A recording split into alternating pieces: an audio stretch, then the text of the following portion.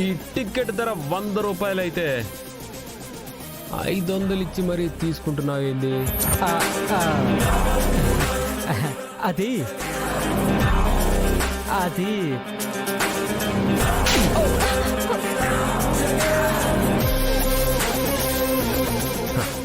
ఇప్పుడు చెప్పురా.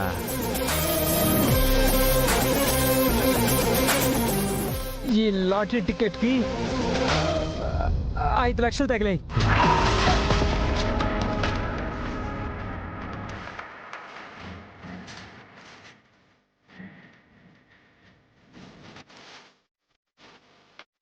ఏంటి ఈ టికెట్ కి 5 లక్షలు వచ్చాయా? అవును సిస్టర్.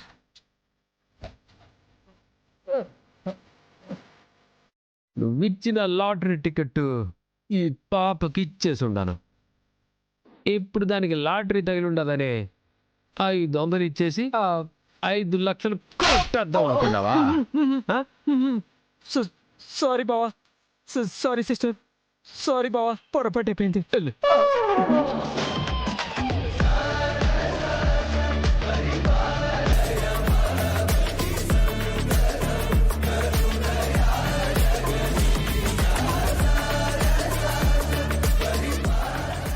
చూసినామే మన హ్యాండ్ ఎట్టాడుదో.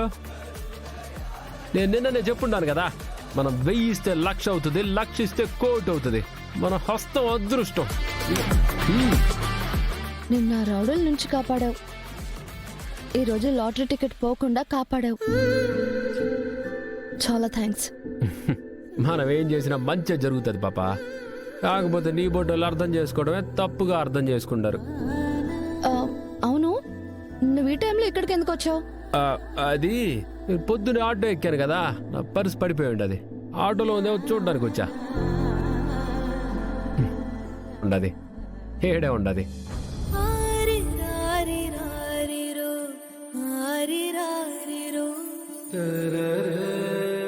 సరే వెళ్తా.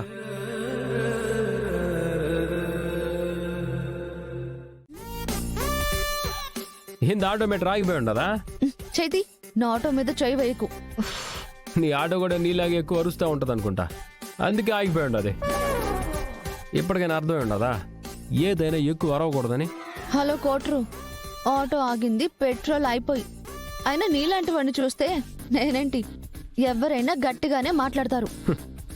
ఆడపిల్ల మాట్లాడాలి పాప, పోట్లాడకూడదు. పోట్లాడటం కాదురా, నిన్ను పొడిచినా తప్పులేదు. అయినా నువ్వు వైన్ షాప్ కి వెళ్ళాలి గాని దారి తప్పి దర్గాకు వచ్చావా ఏంటి? ఇదిగో నా అలాంటి గురించి తప్పుగా మాట్లాడితే ఇట్టాగే జరుగుద్ది. దగ్గరలో ఏడ పెట్రోల్ బంక్ కూడా లేదు కదా, ఎలా వెళ్తాం? అదే అర్థం కావట్లేదు. నా దగ్గర ఒక సూపర్ ఐడియా ఉండదు, చెప్పమంటే చెప్తా. రేయ్, నువ్వు చెప్పావంటే ఖచ్చితంగా చెత్త ఐడియానే అయి ఉంటుంది. ఏంటో చెప్పచావు. నీ మీటర్ కోసం నా మోటార్ని సహాయం అడుగు. అదే పాపా, నా మోటార్ బైక్ని సహాయం అడుగు. దాని మీద కూర్చొని పెట్రోల్ పోయించుకొని వద్దు. వస్తావన్నా నాకు ఇష్టం లేదు, కానీ నా బైక్ కోసం తప్పదుగా. ఎరా తాగుబోతాడా, మోటార్ మీటర్ అంటూ నన్ను నీ బైక్ ఎక్కించుకోవాలనుకుంటున్నావా? పాపల్ని సాయం చేద్దాం అనుకుంటే నన్ను తాగుబోతుంటావా? నేనే కాదు, ఇంకా నా బైక్ కూడా నీకు సాయం చేయదు. నీ చావు చావు. పాపో,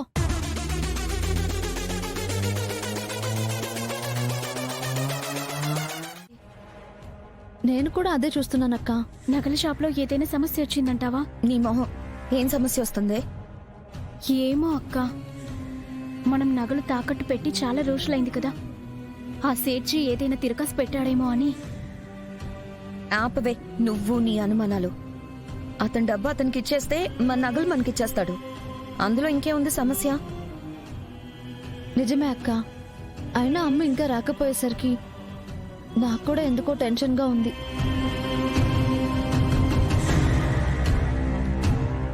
అమ్మా, నగలు తెచ్చేసావు కదా? అక్కడేం సమస్య రాలేదు కదమ్మా. చెప్పమ్మా, ఏంటి అలా ఉన్నావు? ఆ సేట్జీ నగలు ఇచ్చేశాడు కదా? అబ్బా, ఎందుకే అంత ఆందోళన పడతావు? అయినా నగలు ఎక్కడికి పోతాయి? ఇదిగో అన్ని తీసుకొని వచ్చేసాను. షాప్లో కొంచెం కస్టమర్లు ఎక్కువ ఉండేసరికి కాస్త ఆలస్యమైందంతే.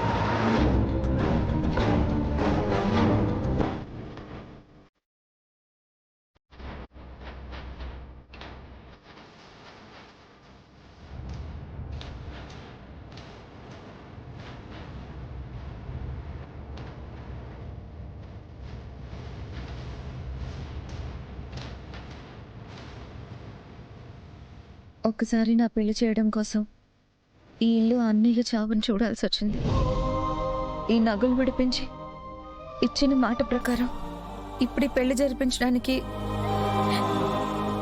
నా చెల్లి రాత్రి పగలు సవారీలు చేసి కష్టపడుతుంది.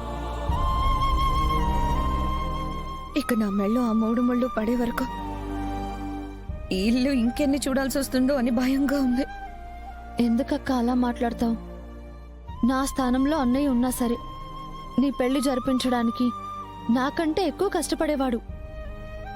నీ పెళ్లి నాకు బరువు కాదక్క, అన్నయ్య నాకు అప్పగించి వెళ్ళిన బాధ్యత. నువ్వేం భయపడు మాకు, నీ పెళ్లి ఘనంగా జరిపించే బాధ్యత నాది. మన చేతిలో సరిపడా డబ్బులున్నాయి, నగలు కూడా వచ్చేసాయి. ఇంకెందుకు దిగులు? నువ్వు ఇంకేం ఆలోచించకుండా ప్రశాంతంగా ఉండు. అమ్మా, ఈ నగలు తీసుకెళ్లి లోపల పెట్టేసి. అలాగే.